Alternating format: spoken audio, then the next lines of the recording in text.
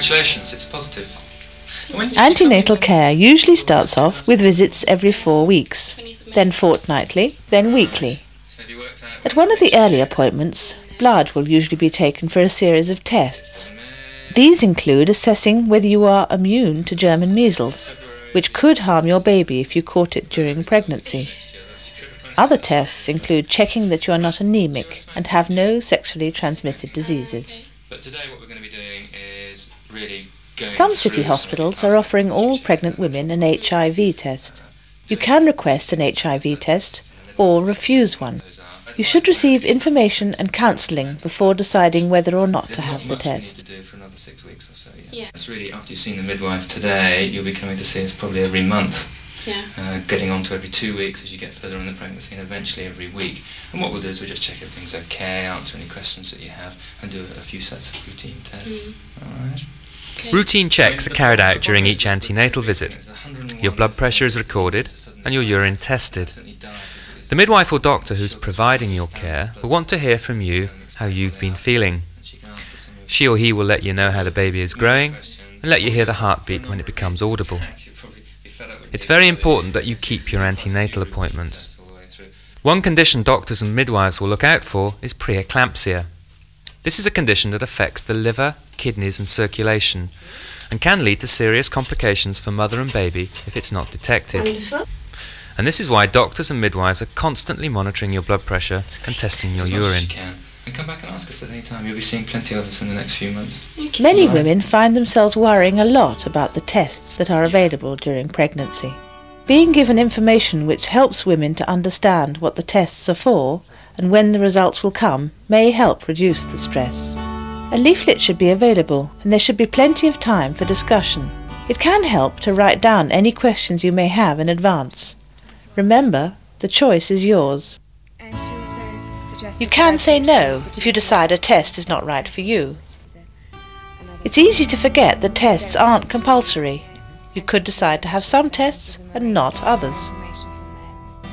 Screening and tests can pick up problems such as Down syndrome and spina bifida, but are unable to affect the outcome. What they can do is give time for you, your partner and the medical team to discuss your options. Even if you would never consider termination, you may decide it's better to be prepared for what could lie ahead. Now, you can take some control over getting the results of tests. For instance, you might be told you won't hear anything unless something's wrong, but you might decide you want to know either way. Above all, if there's anything you don't understand, ask. Most women will be offered an ultrasound scan and some will be offered more than one. Scans are used to confirm the baby's development and produce an image formed by an echo sounding device. For scans in early and mid-pregnancy, you'll need to have a full bladder. You can get very uncomfortable waiting for your appointment, and some women get so desperate they have to go to the loo and start all over again. The doctor or sonographer puts some jelly on your abdomen to enable the transducer to make contact. The transducer is moved across your abdomen, and the baby's image is produced on a screen. My scan was the most amazing experience because my initial scan was before I felt any movement as such. So it's the stage where you know you're pregnant, there's something growing inside you, but you've got no proof. And it's not until you see on a screen in front of you first-hand evidence, wow, that's in me, and it's the most amazing sensation.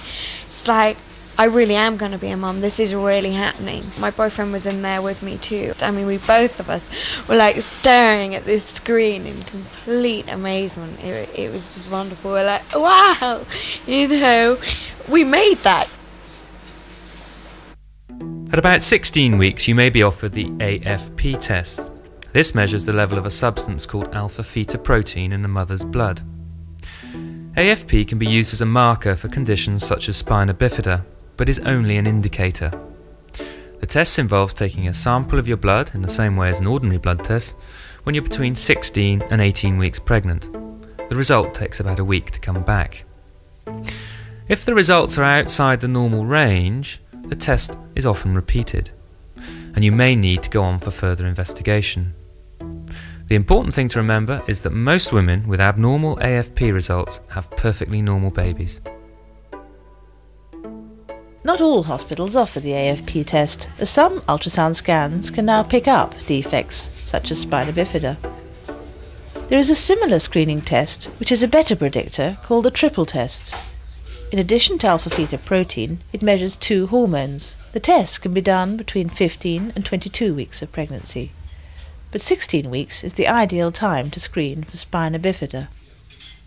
A sample of blood is taken and sent away to be analysed. The result, which takes about a week, appears as a screen positive or screen negative, and is also expressed as a probability, for example 1 in 300. If you get a positive result on either the AFP or the triple test, you will probably be offered an amniocentesis. Unlike the screening test, amniocentesis is a diagnostic test. The results give accurate information rather than simply the chance or probability of a condition affecting your baby. Whilst this test provides useful information, it also increases the risk of miscarriage slightly.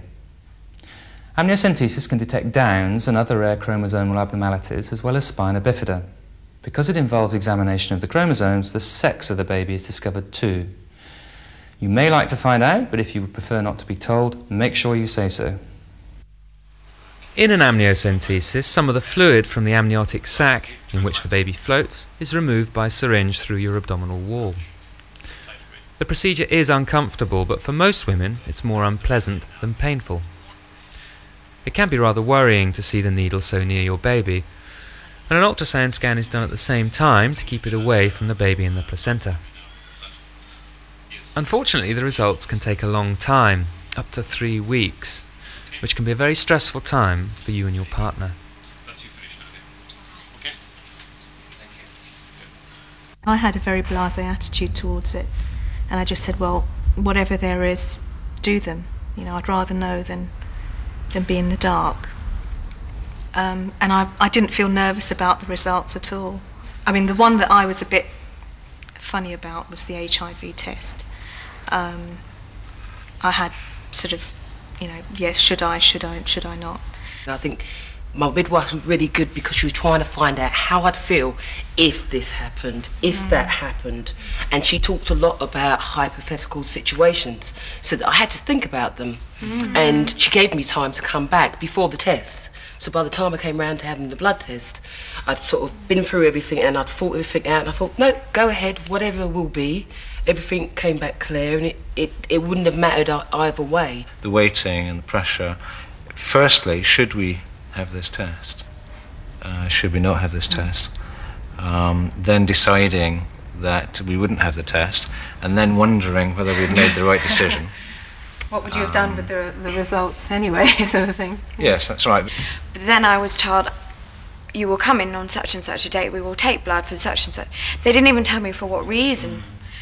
And sort of going with emotions, you sort of don't argue. And I sat back and I thought about it. Now I have a phobia of needles. I'm not going to volunteer my arm unnecessarily. If it's concerning the baby and that kind of thing, well, that's a different thing. I turned around and I said, no, I don't want it. But that was only because I'd stood up and said no, and bothered to ask somebody. Screening techniques keep changing, and if you're having or are considering having one of these tests, you're entitled to the best information available at the time. Talk to your doctor and midwife.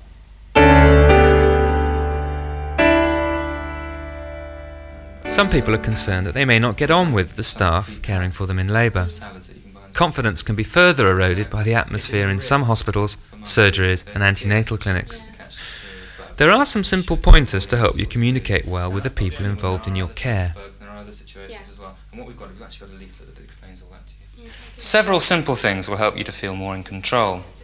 If you're nervous, why not take a partner or a friend along with you? If you enter the room and feel the doctor has not acknowledged your presence, you can wait until he or she looks up and say, "Good morning, Dr. Porter." Remember, you're a person, not a patient. If you have your clothes on and are not lying flat on your back, it is easier to take part in discussions. Another trick is to bring along a list of questions, and you can write down the answers, but please put your most important question at the top. It's also important to find out the various choices open to you through your pregnancy and birth, so you can work out your own preferences and what you will think will suit you best. You can put any questions you have to different people and compare the answers. There always will be different approaches, but you are entitled to do so.